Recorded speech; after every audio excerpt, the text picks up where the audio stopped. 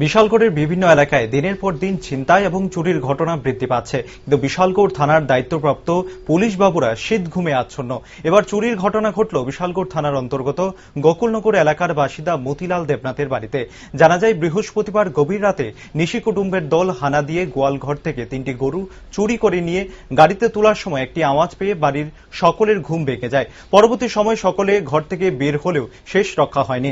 জানা যায়, গরু 3টির বাজার মূল্য আনুমানিক 1.5 লক্ষ টাকা। শুক্রবার এই বিষয়ে বিশালগড় থানায় গিয়ে একটি মামলা দায়ের করেন। সম্প্রতি এমন বেশ কয়েকটি চুরির ঘটনা সংঘটিত হলেও বিশালগড়ের থানা বাবুরা চুরের টিকির নাগালও পাচ্ছেন না। ফলে পুলিশের নিষ্ক্রিয়তায় দিনের পর দিন এই ধরনের ঘটনা অব্যাহত রয়েছে। অথচ শীত ঘুমে আচ্ছন্ন বিশালগড় থানার পুলিশ বাবুরা। ফলে বিশালগড় থানার বিরুদ্ধে ক্ষোভ জমছে বিশালগড়বাসীর মধ্যে। কালকে রাত্রে 1টা-1.5টার দিকে গরু লিয়ে গেছে, 9টা আসলো। আমরা চিল্লাপাল্লা করছি, করে 9টার থেকে 3টা লিয়ে গেছে। তো আপনি টের পাইছেন কেমনে? ওই তো আসতে ওই গরু যে ইয়ে করছিল, গাড়ির আওয়াজ শুনছি, শুনে বাইরে দিয়ে তা গরু সব বাইরে লিয়ে গেছে, রাস্তা লিয়ে গেছে।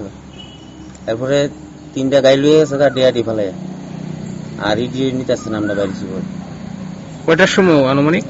ওই তো রাত্র 1টা বাজে। কোন জায়গা এটা? গোকুলনগর রাস্তা মতো। বাড়ির মালিকের নাম কি? মতিলাল দেবনাথ। থানার জানাইছে? রাত্রে বলে জানাইছি, আইসি না। পুলিশ আইসেনি? না, আইসি না।